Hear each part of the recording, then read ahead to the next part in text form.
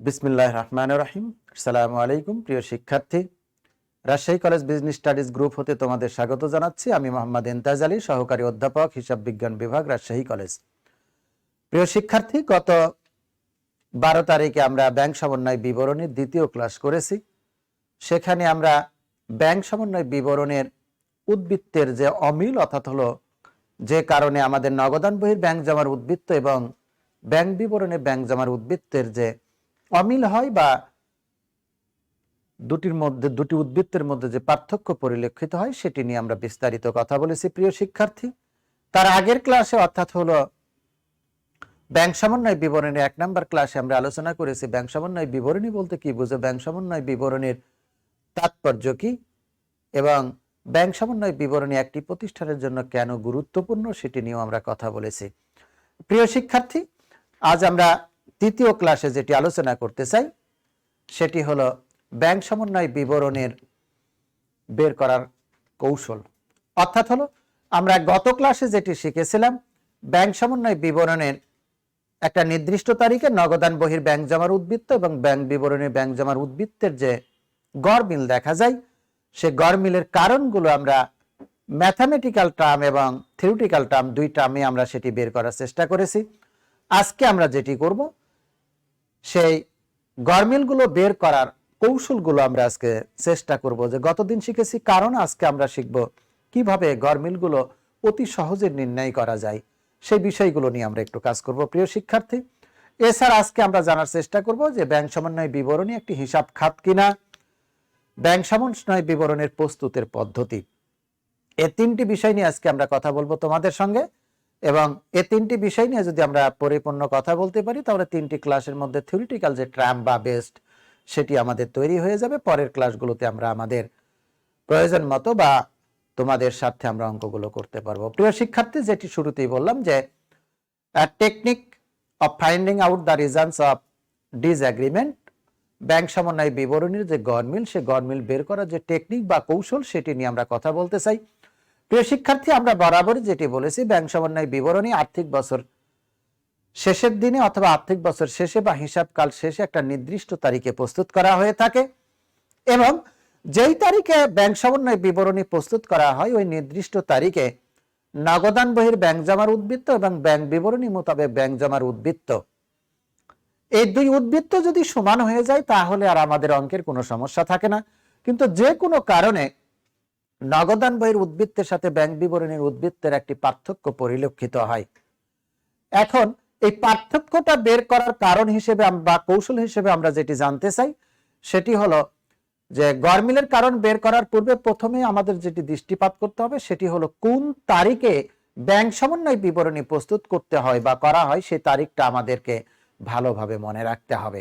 কারণ ওই তারিখটাকে যদি আমি স্মরণ করতে না পারি বা মনে করতে না পারি তাহলে গড়মিলের কারণগুলো অনুসন্ধান করা আমাদের পক্ষে অনেকটাই কষ্টকর হয়ে যায়। তো প্রিয় শিক্ষার্থী, আমরা যেটি বলেছিলাম যে বছর শেষে বা আর্থিক বছর শেষে বা হিসাবকাল শেষে সাধারণত ব্যাংক সমন্বয় বিবরণী প্রস্তুত করা হয়। তবে মনে রাখতে হবে সাধারণত আর্থিক বছর শেষে বা হিসাবকাল শেষে ব্যাংক সমন্বয় বিবরণী প্রস্তুত করা হয়। তবে প্রয়োজন যদি পড়ে বা প্রয়োজন মতে প্রতি মাসের শেষেও ব্যাংক সমন্বয় বিবরণী প্রস্তুত করা যেতে পারে। নির্ধারিত তারিখ পর্যন্ত এখন আমরা প্রতি মাসের শেষে করি অথবা বছর শেষে করি, যে তারিখে ব্যাংক সমন্বয় বিবরণী আমরা তৈরি করব সেই তারিখে নগদান বহির উদ্বৃত্ত এবং ব্যাংক বিবরণীর উদ্বৃত্ত দুটি পাশাপাশি রেখে আমরা যে সমস্ত হিসাবগুলো সঠিকভাবে দুই বইতে বা দুই হিসাবে লিপিবদ্ধ করা হয়েছে সেগুলো শুরুতে আগে আইডেন্টিফাই বা শনাক্ত করতে হবে। তাহলে প্রিয় শিক্ষার্থী, আমরা আসলে জানতে চাচ্ছি technique of finding out the reasons of disagreement, গড়মিল বের করার যে কৌশল, এই কৌশলের প্রথম স্টেপটি হলো আমাদের যে তারিখে আমরা ব্যাংক সমন্বয় বিবরণী প্রস্তুত করব, অর্থাৎ সেটি হিসাবকাল শেষে হতে পারে, আর্থিক বছর শেষে হতে হবে অথবা কারবারের প্রয়োজনে সেটি প্রতি মাস শেষে হতে পারে। যেই তারিখেই আমরা ব্যাংক সমন্বয় বিবরণী প্রস্তুত করি না কেন সেই তারিখে আমাদের নগদ দান বই অনুযায়ী যে ব্যাংক জমার উদ্বৃত্ত, এক কথায় আমানতকারীর যে উদ্বৃত্ত এবং ব্যাংক বিবরণীর যে উদ্বৃত্ত, এই দুই উদ্বৃত্তটাকে আমরা কি করব, পাশাপাশি রেখে দিব। রেখে দেওয়ার পরে যে সমস্ত লেনদেনগুলো উভয় পক্ষে সঠিকভাবে লিপিবদ্ধ করা হয়েছে বা হিসাবভুক্ত করা হয়েছে সেগুলো আমাদের আগে শনাক্ত করতে হবে। এটি ফার্স্ট কাজ। সেকেন্ড কাজটা আমাদেরকে যে করতে হবে সেটি হলো, তারপর আবার সেকেন্ড ভাবে আমরা যেটি দেখব, যে সমস্ত লেনদেনগুলো ভালোভাবে মনে রাখতে হবে প্রিয় শিক্ষার্থী, যে সকল লেনদেনগুলো নগদান বহিতে লিপিবদ্ধ করা হয়েছে কিন্তু যে কোনো কারণে হোক অথবা ভুলবশত কারণে হোক ব্যাংক বহিতে লিপিবদ্ধ করা হয় নাই, অথবা ব্যাংক বিবরণীতে লিপিবদ্ধ করা হয়েছে কিন্তু নগদান বহিতে লিপিবদ্ধ করা হয় নাই, এটি আরেকটি কাজ, সেটি আগে আমাদের শনাক্ত করতে হবে। তাহলে প্রথম শনাক্তের কাজটি আমরা কি শিখলাম প্রিয় শিক্ষার্থী? টেকনিকটা শিখলাম। যে তারিখে অর্থাৎ আর্থিক বছর শেষে বা কারবারের প্রয়োজন মোতাবেক প্রতি মাসের শেষে যখন ব্যাংক সমন্বয় বিবরণী প্রস্তুত করা হবে, ওই তারিখে নগদান বইয়ের উদ্বৃত্ত এবং ব্যাংক বিবরণীর উদ্বৃত্ত পাশাপাশি রেখে যে সকল আইটেম বা দফা উভয় বইতে সঠিকভাবে লিপিবদ্ধ করা হয়েছে তা আগে শনাক্ত করতে হবে। এটি প্রথম টেকনিক। দ্বিতীয় টেকনিকটি হলো, যে সকল আইটেম বা দফা নগদান বইতে লিপিবদ্ধ করা হয়েছে কিন্তু যে কোনো কারণে বা ভুলবশত ব্যাংক বিবরণীতে লিপিবদ্ধ করা হয়নি, অথবা ব্যাংক বিবরণীতে লিপিবদ্ধ করা হয়েছে কিন্তু নগদান বইতে লিপিবদ্ধ করা হয়নি, এটি আগে আমাদের শনাক্ত করতে হবে। তাহলে প্রথমে বললাম যেগুলো সঠিকভাবে লিপিবদ্ধ করা হয়েছে সেটি আগে আমরা শনাক্ত করব। অপরদিকে আমরা জানলাম এক পক্ষে লিপিবদ্ধ করা হয়েছে কিন্তু অপর পক্ষে লিপিবদ্ধ করা হয় না, সেটিও আমাদের শনাক্ত করতে হবে। তৃতীয় যে কাজটি আমাদের করতে হবে সেটি হলো, যেসব লেনদেন উভয় বইতে অথবা যে কোনো একটি বইতে, উভয় বলতে নগদান বইয়ের উদ্বৃত্ত অথবা ব্যাংক বিবরণীর উদ্বৃত্ত, দুটো উদ্বৃত্তেই অথবা যে কোনো একটি উদ্বৃত্তে বা একটি বিবরণীতে কম অথবা বেশি লিপিবদ্ধ করা হয়েছে।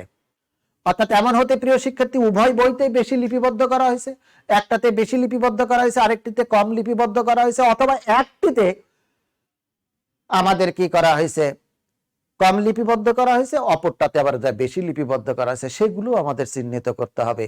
এই তিনটি কাজ যদি আমরা শনাক্ত করতে পারি প্রিয় শিক্ষার্থী, তিনটি স্টেপস তোমাদের আমরা শিখালাম, টেকনিক শিখালাম, যে how can you find out the reason of disagreement. আমাদের অমিলের যে কারণগুলো সেগুলো আমরা খুব সহজেই যদি ধরতে চাই বা অনুসন্ধান করতে চাই বা শনাক্ত করতে চাই, তাহলে তিনটি পদ্ধতি বা টেকনিক আমাকে অ্যাপ্লাই করতে হবে। প্রথম পদ্ধতিটি হলো, উভয় পদ্ধতিতে বা উভয় জেরে যে সকল হিসাবগুলো সঠিকভাবে লিপিবদ্ধ করছে সেটি আগে শনাক্ত করতে হবে। সেকেন্ডলি হলো, একটি বইতে অর্থাৎ নগদান বইতে লিপিবদ্ধ হয়েছে, ব্যাংক বিবরণীতে লিপিবদ্ধ করা নাই, অথবা ব্যাংক বিবরণীতে লিপিবদ্ধ করা হয়েছে নগদান বইতে লিপিবদ্ধ করা নাই, এটি শনাক্ত করতে হবে। তৃতীয় টেকনিকটি হলো, আমাদের উভয় বইয়ে অথবা যে কোনো একটিতে কম ভুল করে কম বা বেশি লিপিবদ্ধ করা হয়েছে বা শনাক্ত হিসাবভুক্ত করা হয়েছে সেটিও আমাদের আগে শনাক্ত করতে হবে। এই তিনটি দফা যদি আমরা শনাক্ত করতে পারি তাহলে ব্যাংক সমন্বয় বিবরণী প্রস্তুত করা আমাদের পক্ষে সহজতর হবে। এই যে চিহ্নিত লেনদেনগুলি নগদান বই এবং ব্যাংক বিবরণী উদ্বৃত্তের গরমিলের কারণ প্রিয় শিক্ষার্থী, এই তিনটি কারণেই সাধারণত নগদান বই এবং ব্যাংক বইয়ের উদ্বৃত্তের মধ্যে গরমিল হয়ে থাকে। এখন আমরা এগুলো লিপিবদ্ধ করার প্রক্রিয়াগুলো জানবো, যে rules for recording banking transactions. প্রিয় শিক্ষার্থী, একটা জিনিস মনে রাখতে হবে আমাদের, সেটি হলো ব্যাংক সমন্বয় বিবরণী ব্যাংক প্রস্তুত করে না, আমানতকারী প্রস্তুত করে থাকে।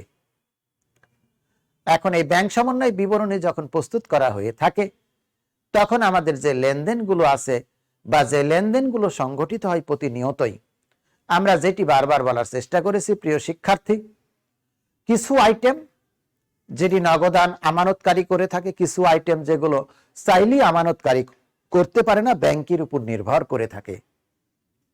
যেমন ভালো করে একটু মনে রাখতে হবে, ব্যাংকে চেক জমা দেওয়া, দেনাদারের কাছ থেকে চেক পাওয়া, সবগুলোই সাধারণত আমানতকারী পেয়ে থাকে, অর্থাৎ এগুলো এই ট্রানজেকশনগুলো আমানতকারী পেয়ে থাকে বা করে থাকে। অপরদিকে আমানতকারীর পক্ষে ব্যাংক সরাসরি কিছু আদায় করে, যেটিকে আমরা গতদিন শিখেছিলাম ক্রেডিট মেমোরেন্ডাম, অথবা আমানতকারীর পক্ষে বা মক্কেলের পক্ষে ব্যাংক কিছু কিছু দেনা পাওনা পরিশোধ করে থাকে, যেটি ব্যাংক করে থাকে, আমানতকারী করে থাকে না। সুতরাং আমাদেরকে লক্ষ্য করতে হবে কোন কাজটি আমানতকারী করেছে, কোন কাজটি ব্যাংক করেছে। এবং আমাদের লক্ষ্য করতে হবে যদি ব্যাংক করে থাকে তাহলে হয় ব্যাংকের ব্যালেন্স বাড়বে অথবা কমবে। একইভাবে আমানতকারী যদি করে থাকে তাহলে আমানতকারীর ব্যালেন্স হয় বাড়িয়েছে অথবা কমিয়েছে। এই দুটো বিষয়টাকে যদি আমরা, অর্থাৎ ব্যাংকের যে কাজগুলো ব্যাংক হয় ডেবিট করেছে অথবা ক্রেডিট করেছে, ঠিক একইভাবে আমানতকারীর কাজগুলো যেটি আমানতকারী হয় ডেবিট করেছে অথবা ক্রেডিট করেছে, এই দুটোকে যদি আমরা ফাইন্ড আউট করতে পারি তাহলে ব্যাংক সমন্বয় বিবরণী কারণগুলো একদিকে যেমন আমরা খুব সহজে অনুধাবন করতে পারবো বা বুঝতে পারবো বা শনাক্ত করতে পারবো, অপরদিকে অঙ্কগুলো আমরা বা লিপিবদ্ধর যে প্রক্রিয়া সেটিও আমরা খুব সহজ সংক্ষিপ্ত সময়ে সহজতরভাবে সেটি লিপিবদ্ধ করতে পারবো। প্রথমে যে আইটেমটি আমরা কাজ করবো তোমরা লক্ষ্য করে দেখো স্লাইড শো, আমরা বলেছি একটি আমানতকারীর বই, অপরটি হলো আমাদের একটি ব্যাংকের বই। প্রথম যে ট্রানজাকশন ব্যাংকে নগদ অর্থ জমা দেওয়া হলে এটি কে দিবে? প্রিয় শিক্ষার্থী, আমি বলেছি, আমি এগুলো শুরু করার আগেই বলেছি হয় আমানতকারী করবে অথবা ব্যাংক করবে। আমরা আমানতকারীর যে বইটি, আমি একটু যদি সহজভাবে তোমাদের কাছে এখন অনুধাবন বা তুলে ধরি, তোমরা লক্ষ্য করে দেখবে আমানতকারীর যে ট্রানজাকশন বা কার্যক্রমগুলো বা লিপিবদ্ধকরণের যে প্রক্রিয়াটা অনেকটা সাধারণ জাবেদার মতো। আমি বলিনি হুবহু সাধারণ জাবেদা, তবে অনেকটাই সাধারণ জাবেদার মতো। যেমন প্রথম এন্ট্রিতে যেটি বলা হচ্ছে ব্যাংকে নগদ অর্থ জমা দেওয়া হলো, কে দিল? হয় আমানতকারী নিজে জমা দিবে অথবা আমানতকারীর পক্ষে কোনো ব্যক্তি ব্যাংকে জমা দিবে। তাহলে ব্যাংকে যখন নগদ অর্থ জমা দেওয়া হলো তখন ব্যাংকের ট্রানজাকশনের পরিমাণ কি হবে? ব্যাংকের পরিমাণ বেড়ে যাবে আর নগদ অর্থের পরিমাণ কি হবে? কমে যাবে। আমরা যখন 1 নম্বর অধ্যায়ে আমরা বলেছিলাম প্রিয় শিক্ষার্থী যে একটি চ্যাপ্টার আরেকটি চ্যাপ্টারের সাথে ওতপ্রোতভাবে জড়িত, একটি চ্যাপ্টারকে ছাড়া যখন আরেকটা চ্যাপ্টার আমরা পড়তে যাব তখন দেখবা যে স্বভাবতই যদি এক্সপার্ট না হয় তাহলে ওই প্রথম চ্যাপ্টারের সাথে সেকেন্ড চ্যাপ্টার বা থার্ড চ্যাপ্টারের ওতপ্রোতভাবে লিঙ্কগুলো একটার সাথে আরেকটা অঙ্গাঙ্গভাবে জড়িত।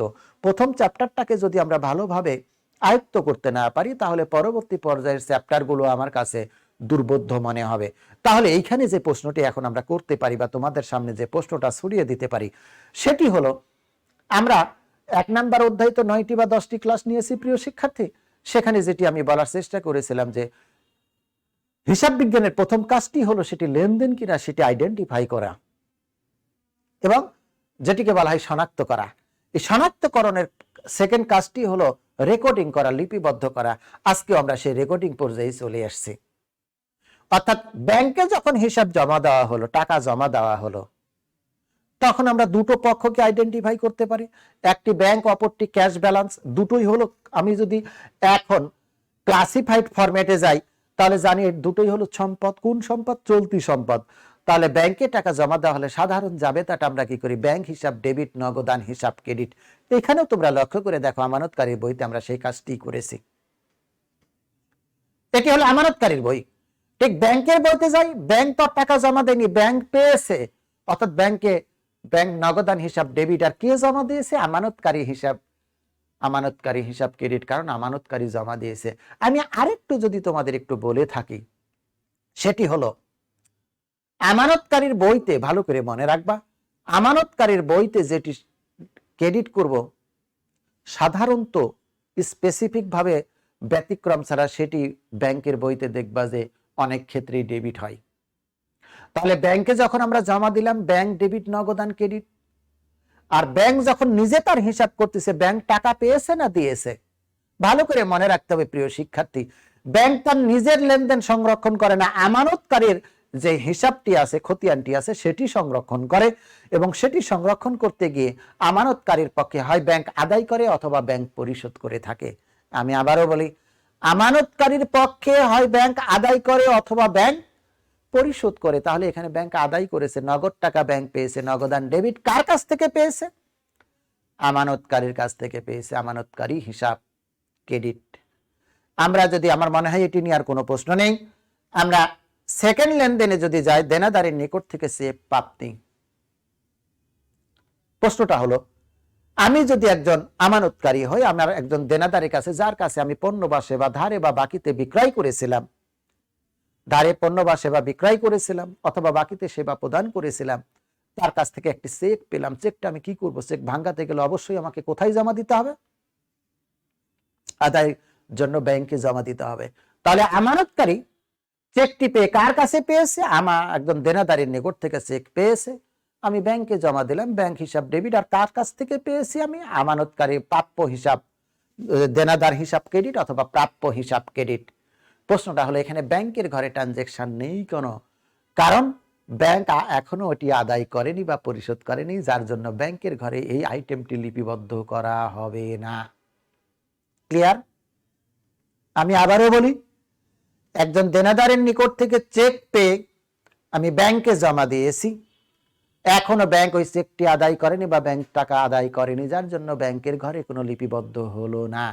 যদি ব্যাংক আদায় করত, প্রশ্নটা হলো স্যার তাহলে প্রথমটা কেন আমরা নগদ আনবে? কারণ আমি ব্যাংকে তো নগদ টাকা জমা দিয়েছি, সঙ্গে সঙ্গে ব্যাংক সেটি ক্রেডিট করেছে, কিন্তু এইখানে তো চেক আমরা জমা দিয়েছি, ব্যাংক এখনো সেটি আদায় করেনি বা ওই সময়টা অতিবাহিত হয় নাই।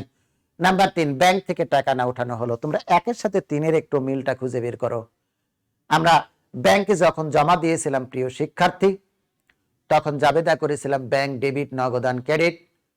এখন ব্যাংক থেকে যখন টাকা উঠাবো তখন উল্টো করব জাবেদা, নগদান ডেবিট ব্যাংক হিসাব ক্রেডিট। ব্যাংকের ঘরে যা কি করব?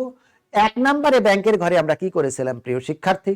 নগদান হিসাব ডেবিট, আমানতকারী হিসাব ক্রেডিট। এখন তো ব্যাংক পরিশোধ করলো, কাকে পরিশোধ করেছে? আমানতকারীকে পরিশোধ করেছে। আগে 1 নাম্বার জাবেদায় আমানতকারীর কাছ থেকে উনি পেয়েছিলেন, এখন আমানতকারীকে উনি প্রদান করতেছেন, সুতরাং আমানতকারী হিসাব ডেবিট, নগদান হিসাব ক্রেডিট। আমরা 4 নাম্বার এন্ট্রিতে যদি যাই প্রিয় শিক্ষার্থী, দেনাদারের নিকট থেকে চেক পেয়ে ওই দিনই ব্যাংকে জমা দেওয়া হলো। তাহলে আমি দেনাদারের কাছ থেকে চেক পেয়েছি, চেক পেয়ে কোথায় জমা দিয়েছি? ব্যাংকে জমা দিয়েছি, ব্যাংক হিসাব ডেবিট, প্রাপ্য হিসাব ক্রেডিট। এখন ব্যাংকের ঘরে লক্ষ্য করে দেখো, আমরা 2 নম্বরে গিয়ে ব্যাংকের ঘরে ট্রানজেকশন করিনি, কিন্তু 4 নম্বরে গিয়ে চেকের টাকা আদায় হলে ভালো করে একটি মনে রাখতে হবে, অর্থাৎ 2 নম্বরে যে কাজটি হয়েছে সেটি চেকের টাকা আদায় হয়নি। আর এখানে চেকের টাকা যদি আদায় হয়, ভালো করে, চেকের টাকা আদায় হলে, যদি চেকের টাকা আদায় না হয় তাহলে কিন্তু ব্যাংকের ঘরে কোনো লেনদেন বা জাবেদা দাখিলা হবে না। কিন্তু যদি আদায় হয় তাহলে নগদান হিসাব ডেবিট এবং আমানতকারী হিসাব ক্রেডিট। প্রিয় শিক্ষার্থী, আমরা 4টি এন্ট্রি শিখলাম। একটি ব্যাংকে নগদ টাকা জমা, আরেকটি শিখলাম ব্যাংক থেকে টাকা উঠানো, আরেকটি হলো দেনাদারের নিকট থেকে চেক পেয়ে ব্যাংকে জমা, আরেকটি হলো দেনাদারের নিকট থেকে চেক পেয়ে সঙ্গে সঙ্গে বা ওই দিনই ব্যাংকে জমা দান।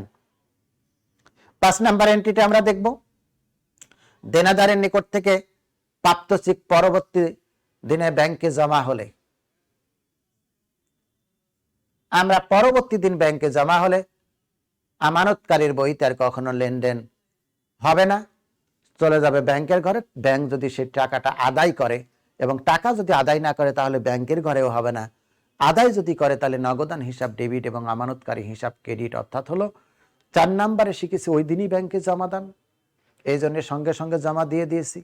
আর পরের দিনে আবার যদি আমরা জমা হলে, অর্থাৎ ব্যাংক আদায় যদি পরবর্তী পর্যায়ে দিন করে, তাহলে নগদান হিসাব ডেবিট এবং আমানতকারী হিসাব ক্রেডিট।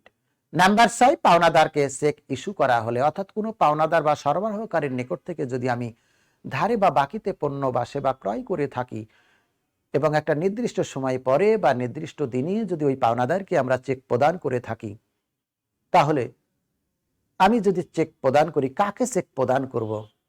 পাওনাদারকে। এই জন্য প্রদেয় হিসাব ডেবিট বা পাওনাদার হিসাব ডেবিট, আর ব্যাংক যেহেতু চেক প্রদান করেছি, নগদান না, নগদে প্রদান করলে নগদান হিসাব ক্রেডিট হতো, যেহেতু আমরা পরিশোধ করেছি চেকে, এই জন্য ব্যাংক হিসাব ক্রেডিট।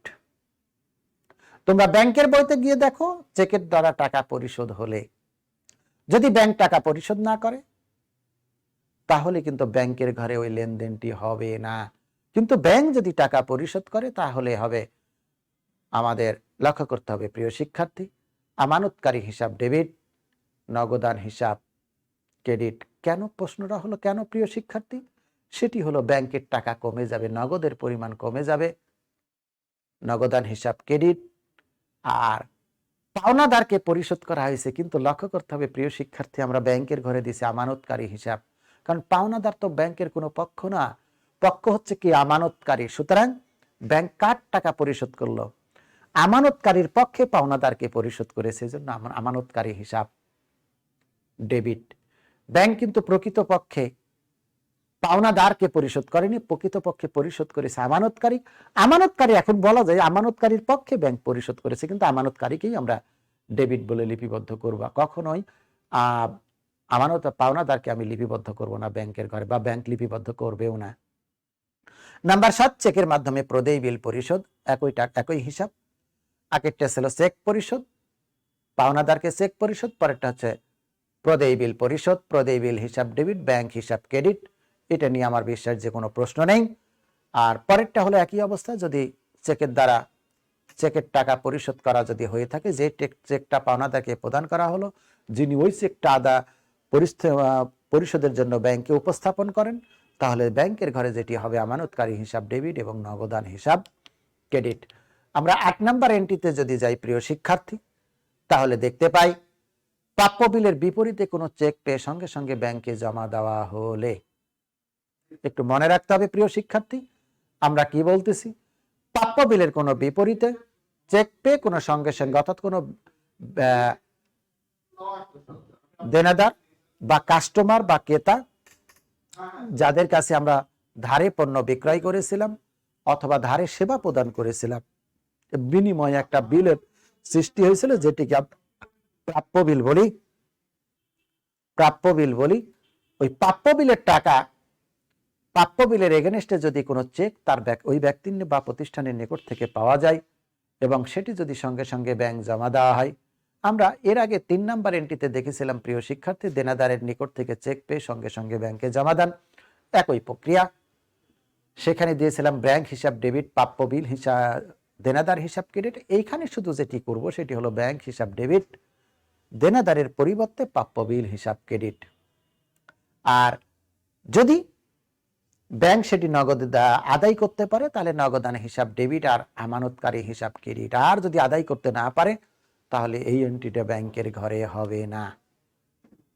9 নাম্বার এন্ট্রিতে যদি আমরা যাই, প্রাপ্য বিলের বিপরীতে কোনো চেক আদায়ের জন্য পরবর্তী কোনো দিন ওই ব্যাংকে জমা দেওয়া হলে, অর্থাৎ হলো আমরা 4 নম্বরে যেটি দেখেছি যে দেনাদারের নিকট থেকে যে চেক পাওয়া গেল, সেটি যদি ওই দিনে জমা না দিয়ে পরের দিনে ব্যাংকে জমা দিই, তাহলে দেনাদারের ঘরে আমানতকারী বইয়ে কোনো কলাম হয় না, সেটি চলে যাবে আমাদের ব্যাংকের কলামে। অর্থাৎ হলো ওখানে যেটি করেছিলাম নগদান হিসাব ডেবিট এবং আমানতকারী হিসাব ক্রেডিট।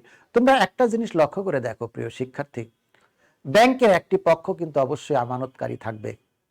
ব্যাংকের একটি পক্ষ অবশ্যই আমানতকারী থাকবে, অর্থাৎ হয় ব্যাংক আমানতকারীর পক্ষে আদায় করবে অথবা আমানতকারীর পক্ষে ব্যাংক পরিশোধ করবে। নাম্বার 10, ব্যাংক কর্তৃক আমানতের সুদ মঞ্জুর করা হলে একজন হিসাব আমানতকারীর ব্যাংকে যে হিসাব রয়েছে এবং যে টাকা রয়েছে, ওই টাকার উপর ব্যাংক যদি কোনো সুদ প্রদান করে থাকে, কাকে প্রদান করবে? আমানতকারীকে প্রদান করে থাকে, এটিকে বলা হয় মঞ্জুরিকৃত সুদ। মঞ্জুরিকৃত সুদ আমানতকারীর আয় বা ব্যাংকের জন্য খরচ।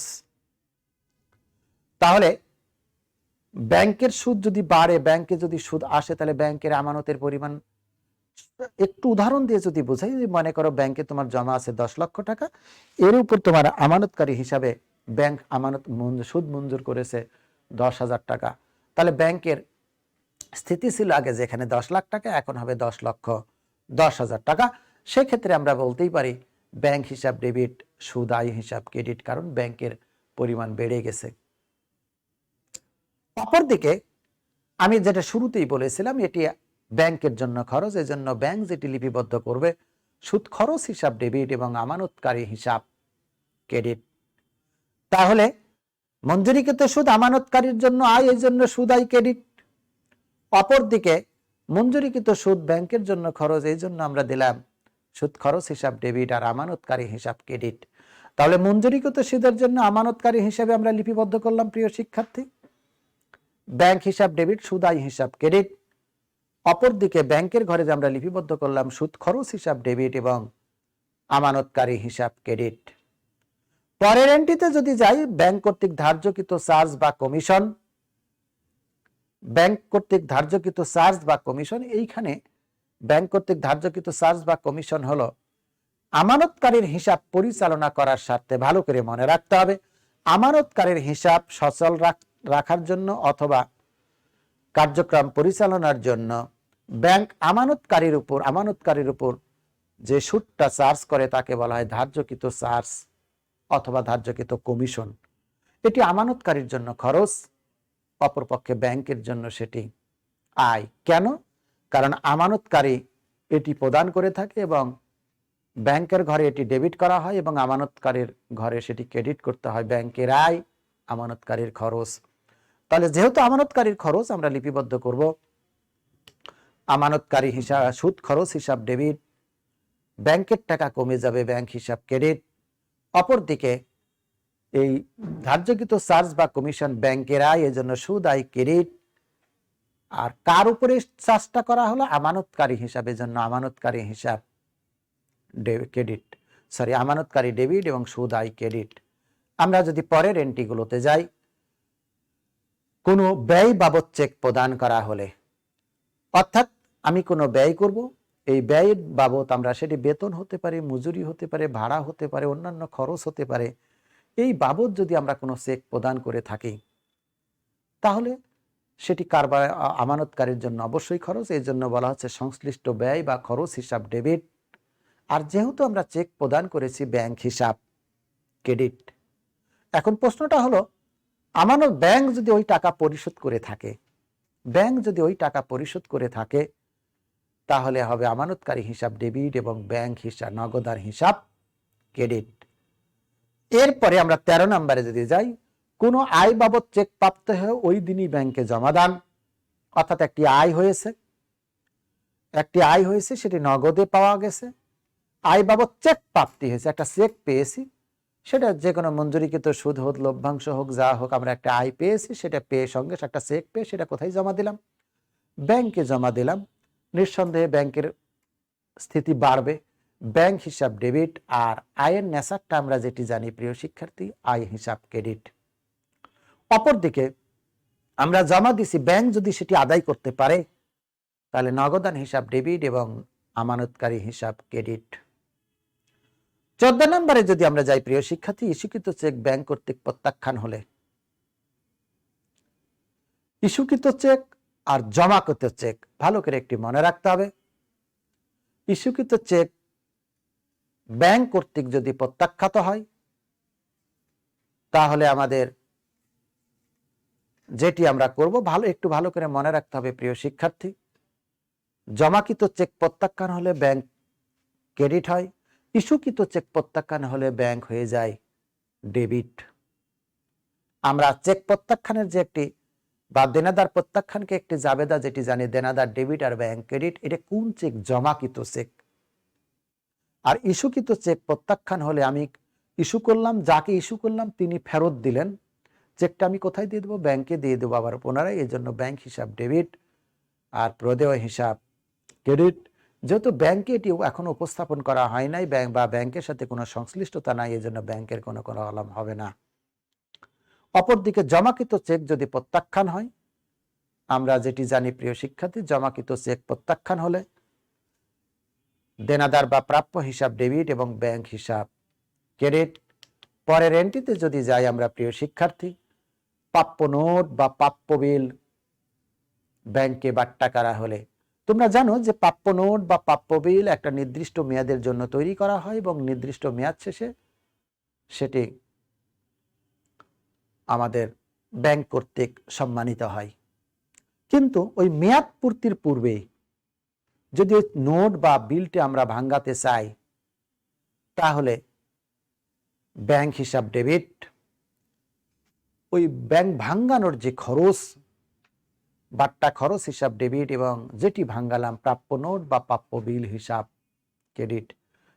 আমি আবারও বলি, কারণ প্রাপ্য নোটটি ভাঙ্গালে ব্যাংকের পরিমাণ কি হবে? যেহেতু ব্যাংক এটি আদায় করে, সুতরাং ব্যাংকের পরিমাণ কি হবে? এটি বেড়ে যাবে। তাহলে ব্যাংক হিসাব ডেবিট, আর তার জন্য যে খরচ, বাট্টা খরচ হিসাব ডেবিট এবং যেটি আমরা ভাঙ্গিয়েছি প্রাপ্য নোট হিসাব ক্রেডিট। ব্যাংকের ঘরে কি হবে? এটা উল্টো যাবে, প্রাপ্য নোট হিসাবটাই এখন হয়ে যাবে ডেবিট বা বাট্টা আয় হিসাব হবে ক্রেডিট এবং আমানতকারী হিসাব হবে ক্রেডিট। বাট্টাকৃত প্রাপ্য নোট প্রত্যাখ্যান হলে আমরা জানি, প্রত্যাখ্যান হলে আমরা ওই যে জমাকৃত প্রাপ্য নোট যদি ব্যাংক কর্তৃক প্রত্যাখ্যান হয় বা আগে ভাঙ্গানো হয়েছে সেই বিলটি যদি প্রত্যাখ্যান হয়, তাহলে প্রাপ্য নোট হিসাব ডেবিট বা প্রাপ্য বিল হিসাব ডেবিট এবং ব্যাংক হিসাব ক্রেডিট। অপরদিকে যে আমরা যেটি করব সেটি হলো, তোমরা লক্ষ্য করে দেখো যে প্রত্যাখ্যান হলে ব্যাংকের ঘরে পুরো টাকাই লিপিবদ্ধ করতে হয়, অর্থাৎ নথি খরচটাও এখানে অন্তর্ভুক্ত করতে হয়। আমানতকারী হিসাব ডেবিট, প্রাপ্য নোট ক্রেডিট এবং নগদান হিসাব ক্রেডিট, ব্যাকেটের নথি খরচ হিসাব, অর্থাৎ হলো ওই বাট্টাকরণের যে খরচ সেই খরচটাকেও আমাদের ক্রেডিট করতে হবে। প্রাপ্য বিলের টাকা ব্যাংকের মাধ্যমে আদায় হলে আমরা জানি ব্যাংক হিসাব ডেবিট এবং প্রাপ্য বিল হিসাব ক্রেডিট। আর ব্যাংক যেহেতু এটি আদায় করেছে, নগদান হিসাব ডেবিট, আমানতকারী হিসাব ক্রেডিট। সর্বশেষে আরো দুটো এন্ট্রি আমরা একটু আলোচনা করব। ব্যক্তিগত প্রয়োজনে ব্যাংক থেকে টাকা উত্তোলন করা হলে আমরা জানি উত্তোলন হিসাব ডেবিট এবং ব্যাংক হিসাব ক্রেডিট। অপরদিকে একটু লক্ষ্য করতে হবে যে ব্যাংক থেকে উত্তোলন করা হলে নগদের পরিমাণ হ্রাস পাবে, ব্যাংকের ঘরে যে নগদান ক্রেডিট এবং কাকে প্রদান করা হলো, আমানতকারীকে আমানতকারী হিসাব ডেবিট। সর্বশেষ 20 তারিখের যে এন্ট্রি, দেনাদারের নিকট থেকে চেক পেয়ে পাওনাদারকে প্রদান করা হলে, অর্থাৎ এক পক্ষের নিকট থেকে চেক পেয়ে অন্য পক্ষকে যদি আমরা প্রদান করি, তাহলে প্রিয় শিক্ষার্থী আমাদের যে জাবেদাটা হবে প্রাপ্য হিসাব প্রদেয় হিসাব ডেবিট, মানে যাকে প্রদান করলাম পাওনাদার হিসাব ডেবিট এবং দেনাদার বা প্রাপ্য হিসাব ক্রেডিট। আমি শুরু থেকে এই লেনদেনগুলো আবার জাস্ট 2 মিনিটে তোমাদের কাছে মূল টেকনিকগুলো একটু শিখাই দিব প্রিয় শিক্ষার্থী। তোমরা লক্ষ্য করে দেখো, যেটি আমরা বলতে চাই, আমানতকারীর ঘরে আমরা যখন লিপিবদ্ধ করব তখন অবশ্যই একটি কলাম আসবে ব্যাংক, সেটি ডেবিট অথবা ক্রেডিট। অর্থাৎ ব্যাংকের পরিমাণ যদি বাড়ে তাহলে আমানতকারীর পক্ষে যে লেনদেনগুলো সংগঠিত হবে সেটি ব্যাংক ডেবিট হবে, আর ব্যাংকের টাকার পরিমাণ যদি কমে যায় তাহলে ব্যাংকে করব আমরা ক্রেডিট।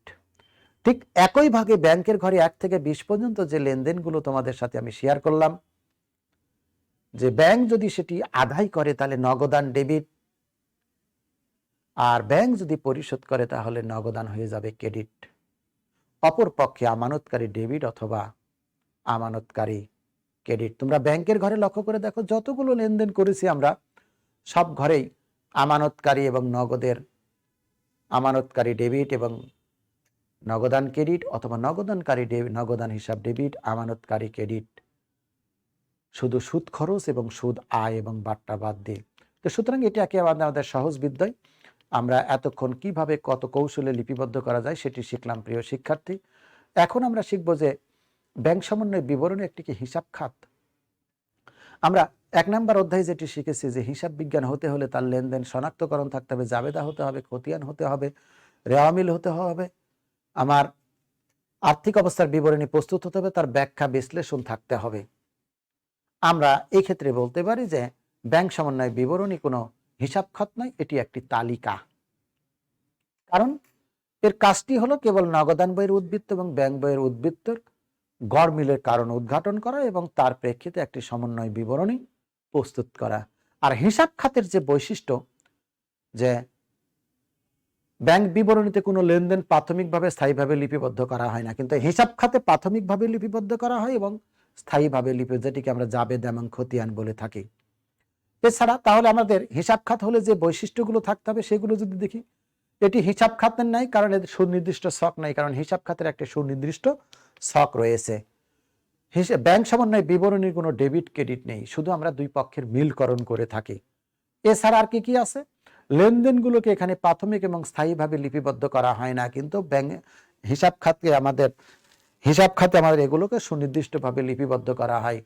এটি প্রয়োজনীয় কিন্তু বাধ্যতামূলক নয়, কিন্তু হিসাব খাত বাধ্যতামূলক। এটি ভুল ত্রুটি উদ্ঘাটন করে থাকে। ইহা আমানতকারী ব্যাংক বিবরণের মধ্যে সমতা বিধানকারী একটা বিবরণ মাত্র। সুতরাং উপরিক্ত আলোচনায় আমরা বলতে পারি হিসাব খাতের কোনো বৈশিষ্ট্য ব্যাংক সমন্বয় বিবরণীর মধ্যে নেই। সুতরাং ব্যাংক সমন্বয় বিবরণী কোনো হিসাব খাত নয়।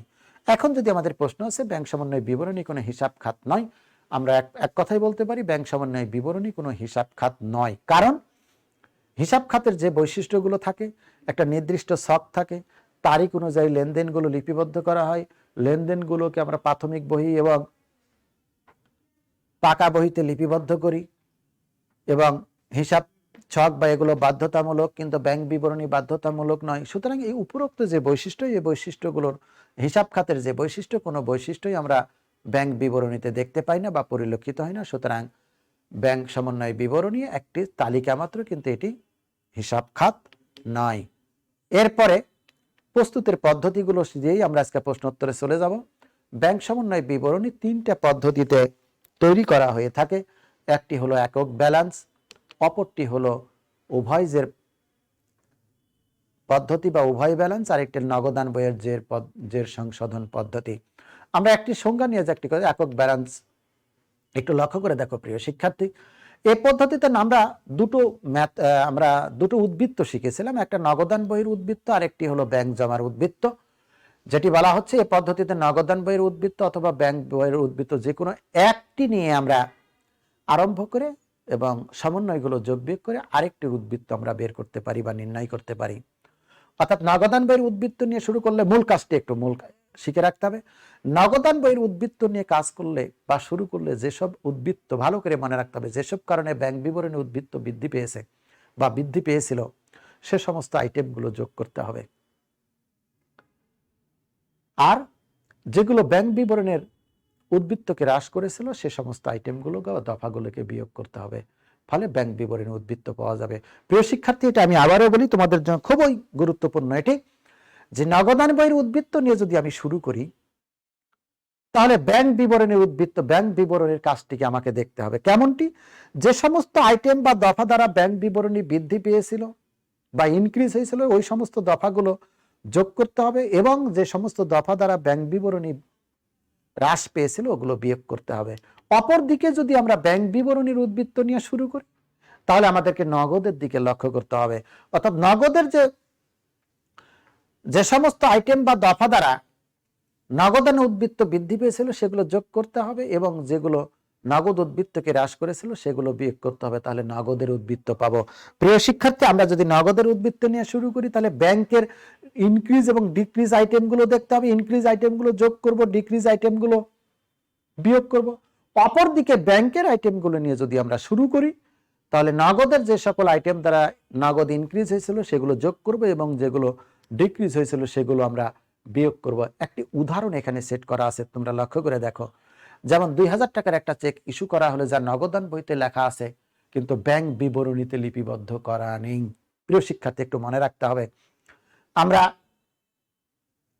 2000 টাকা একটা চেক পাওনাদার বরাবর ইস্যু করেছি যেটি নগদান বইতে লিপিবদ্ধ করা আছে কিন্তু ব্যাংক বিবরণীতে লিপিবদ্ধ করা নেই, ফলে ব্যাংক বিবরণের উদ্বৃত্ত নগদান বইয়ের উদ্বৃত্ত অপেক্ষা বেশি হবে।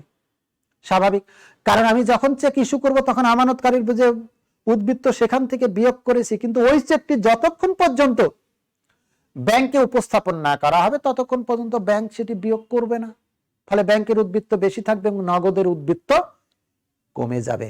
তাহলে আমরা কি বললাম, নগদের উদ্বৃত্ত নিয়ে যদি এখন শুরু করি তাহলে এই যে একটা দফা, এই দফা দ্বারা ব্যাংকের উদ্বৃত্ত কি আমার বেশি আছে না কম আছে? অবশ্যই বেশি আছে, সুতরাং নগদের উদ্বৃত্ত নিয়ে করলে এই আইটেমটি আমরা যোগ করব। কিন্তু ব্যাংকের উদ্বৃত্ত নিয়ে যদি আমি শুরু করি তাহলে এই দফা দ্বারা কি হয়েছে, নগদের পরিমাণকে হ্রাস করানো হয়েছে, সুতরাং এটি আমরা বিয়োগ করব। খুবই সহজ প্রিয় শিক্ষার্থী, খুবই সহজতর একটি চ্যাপ্টার। আমাকে চ্যাপ্টারটাকে আগে লেনদেনটাকে আইডেন্টিফাই করতে হবে। সেকেন্ড কাজটি হলো ওই যে আমরা টেকনিকগুলো যেটি শিখলাম সেটি হলো যে দফাগুলো শুধু নগদান বইতে লিপিবদ্ধ করা হয়েছে কিন্তু ব্যাংক বিবরণীতে লিপিবদ্ধ করা নাই, অথবা ব্যাংক বিবরণীতে লিপিবদ্ধ করা হয়েছে কিন্তু নগদান বইতে লিপিবদ্ধ করা নাই, সেটি শনাক্ত করতে হবে। সেকেন্ড কাজটি হলো উভয় বইতে অথবা একটি বইতে কম বা বেশি লিপিবদ্ধ করা হয়েছে সেটিও আমাদের শনাক্ত করতে হবে। তাহলে এইখানে যেটি আমরা দেখলাম এটি নগদান বইতে লিপিবদ্ধ করা আছে কিন্তু ব্যাংক বিবরণীতে লিপিবদ্ধ করা নেই। এখন আমরা এটিকে দুটো পদ্ধতি দ্বারাই করতে পারি। ব্যাংক বিবরণী মোতাবেক আমরা উদ্বৃত্ত বের করতে পারি, নগদান বইয়ের উদ্বৃত্ত দ্বারাও এটি আমরা বের করতে পারি। প্রশ্নটা হলো নগদান উদ্বৃত্ত দিয়ে যদি বের করি তাহলে দেখা যাবে এখানে ব্যাংকের ক্ষেত্রে আমাকে লক্ষ্য করতে হবে ব্যাংক বেড়েছিল না, ওই লেনদেন দ্বারা ব্যাংক বাড়ছে না কমছে, ব্যাংক বাড়ানো হয়েছিল, সুতরাং নগদকেও বাড়াতে হবে। কিন্তু ব্যাংক বিবরণী নিয়ে যদি আমরা কাজ করি তাহলে লক্ষ্য করব এই এন্ট্রি দ্বারা নগদকে হ্রাস করা হয়েছে, সুতরাং ব্যাংক থেকেও সেটি কি করতে হবে, বিয়োগ করতে হবে। প্রিয় শিক্ষার্থী, আমরা সামনের দিনে এরই প্রেক্ষিতে আমরা অঙ্ক শুরু করব। আমরা আজকে 3টি বিষয় নিয়ে কথা বললাম, অর্থাৎ হলো technique for finding out the reasons of disagreement. এরপরে আমরা শিখলাম যে ব্যাংক সমন্বয় বিবরণী একটি হিসাব খাত কিনা, ব্যাংক সমন্বয় বিবরণীর তৈরির পদ্ধতিগুলো। তার একটি পদ্ধতি হলো একক ব্যালেন্স পদ্ধতি। সেই একক ব্যালেন্স পদ্ধতিটি নিয়ে আজ আমরা কাজ করলাম এবং একটি ছক তোমরা দেখতে পাচ্ছ। এই ছকগুলো আমরা যদি এক নজরে একটু দেখে নিই, সামনের দিনে আবার আলোচনা করব। চেক ইস্যুকৃত চেক এখনো ব্যাংকে উপস্থাপন করা হয় নাই, দেনাদার কর্তৃক সরাসরি জমা নগদানভুক্ত হয় নাই, মঞ্জুরিকৃত সুদ ব্যাংক কর্তৃক আদায়কৃত প্রাপ্য বিল, আদায়কৃত লভ্যাংশ, প্রাপ্ত চেক নগদান বইতে না লিখে আদায়ের জন্য জমাদান, প্রদত্ত চেকের জন্য ভুল, এই সমস্ত আইটেম দ্বারা, এই লেনদেনগুলো দ্বারা ব্যাংকে বেশি দেখানো হয়েছে কিন্তু নগদানকে কম দেখানো হয়েছে, এই জন্য নগদের ঘরে যোগ করতে হবে। আর যেগুলো বিয়োগ করবো এই আইটেমগুলো হলো ব্যাংকের ঘরে আমাদের কম দেখানো হয়েছে কিন্তু নগদের ঘরে বেশি দেখানো হয়েছে, এই জন্য নগদান থেকে এই আইটেমগুলো আমরা বিয়োগ করব। সেটি কি কি? জমাকৃত চেকের টাকা ব্যাংক কর্তৃক আদায় হয়নি, বিমা সেলামি ব্যাংক কর্তৃক পরিশোধ, ব্যাংক চার্জ, জমাকৃত সুদ, নগদান বইতে ডেবিটকৃত চেক, এই সবগুলোই ব্যাংকের ঘরকে বা ব্যাংকের উদ্বৃত্তকে কম করিয়েছিল বা কম দেখিয়েছিল, এই জন্য নগদ থেকেও কি করতে হবে, বিয়োগ করতে হবে। তোমরা একটু তোমাদের হোম টাস্কটা যেটি দিতে চাই সেটি হলো যে এক পক্ষের হিসাব করার ক্ষেত্রে যে যে আইটেমগুলো যোগ এবং বিয়োগ কেন করা হবে প্রত্যেকটি নিয়ে আমরা সামনের দিন আবারও বিস্তারিত কথা বলবো। তোমরা একটু দেখে আসবা। আমরা এখন একটু প্রশ্নোত্তর পর্বে চলে যাব, যদি কোনো প্রশ্ন থেকে থাকে তারপরেই আমরা আমাদের ক্লাসটাকে আজকে শেষ করব। প্রিয় শিক্ষার্থী, আমরা প্রশ্নোত্তর পর্বে যখন যে দেখব যে কোনো প্রশ্ন আমাদের শিক্ষার্থীদের কাছ থেকে আছে কিনা। সবাই তোমরা সালাম দিচ্ছ, ওয়ালাইকুম সালাম। আমরা স্পেসিফিক প্রশ্ন থাকতে পারে, দুটো কারণে হতে পারে। সেটি হলো যে তোমরা হয়তো বুঝে গেছো অথবা আমরা সামনে ক্লাসগুলো যখন করব তখন এটি নিয়ে। তো প্রিয় শিক্ষার্থী, তোমরা ভালো থাকো, সুস্থ থাকো, পড়াশোনার মধ্যে থাকো, এই আশাবাদ ব্যক্ত রেখে আজকে আমরা ক্লাস এখানে শেষ করছি। খুদা হাফেজ।